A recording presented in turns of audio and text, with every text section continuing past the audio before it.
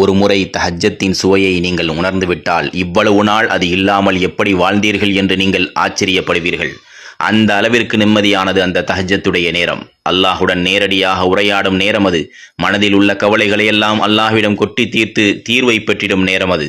ஃபரதான தொழுகைக்கு அடுத்த அந்தஸ்து. கபரில் ஒளி கிடைக்கிறது, முகத்தில் ஒளி கிடைக்கிறது, எல்லா நோய்களையும் நிவாரணமாக்குகிறது, இருதய நோயை விட்டு பாதுகாக்கிறது, சிறிய பாவங்கள் அனைத்தும் மன்னிக்கப்படுகிறது, அமல்களில் இஹ்லாஸ் உண்டாகுகிறது.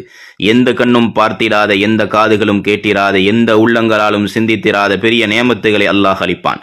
பாவ காரியங்களை விட்டும் தடுக்கிறது. அல்லாஹுடைய நெருக்கம் கிடைக்கிறது. இல்மில் பிரகாசம் உண்டாகும். மனதை விசாலமாக்குகிறது. நமது ஆயுள் காலத்தை அதிகரிக்கிறது. சொர்க்கத்தில் ஒரு கண்ணாடி மாளிகை கிடைக்கும். அதன் உள்ளே இருந்து பார்த்தால் வெளியே உள்ளவைகள் தெரியும், வெளியே இருந்து பார்த்தால் உள்ளே உள்ளவைகள் தெரியும்.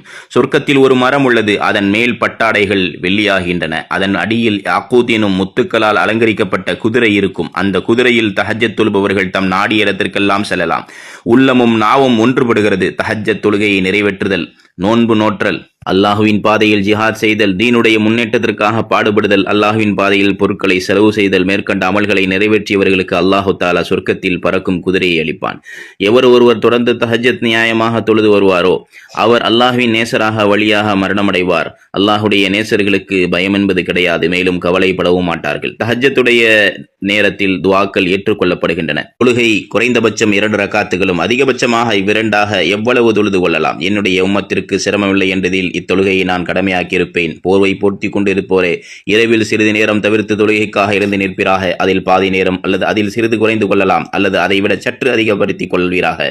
மேலும் குர்ஆனை நிறுத்தி ஓதுவீராக. அவர்கள் விழுந்து சுஜூது செய்தவர்களாய் தம் இறைவனை புகழ்ந்து துதிப்பார்கள். அவர்கள் பெருமையடிக்கவும் மாட்டார்கள். அவர்களுடைய விழாக்கள் படுக்கையிலிருந்து தூக்கத்தை துறந்து உயர்த்தி அவர்கள் தங்களுடைய இறைவனை அச்சத்தோடும் நம்பிக்கையோடும் பிரார்த்தனை செய்வார்கள். மேலும் நாம் அவர்களுக்கு அளித்ததிலிருந்து தர்மங்களில் செலவு செய்வார்கள்.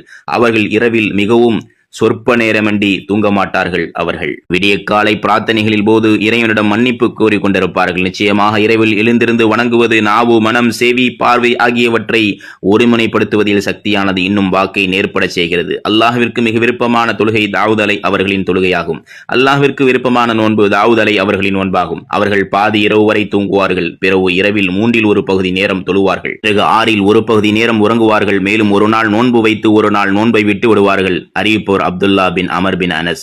அன்னை ஆயிஷா ரலியல்லாஹு அன்ஹா நபி ஸல்லல்லாஹு அலைஹி வஸல்லம் அவர்கள் இரவு தொழுகையை பற்றி வினாவினை. நபி ஸல்லல்லாஹு அலைஹி வஸல்லம் அவர்கள் 7 ரக்காயத்துகள், சில சமயம் 9 ரக்காயத்துகள், 11 ரக்காயத்துகள், ஃபஜரின் 2 ரக்காயத்துகள் சுன்னத் ஆகியவை தொழுவார்கள் என்று அறிவித்தார்கள். மஸ்ரூக் அலி அறிவிப்பு. நூல் புகாரி ஷரீஃப்.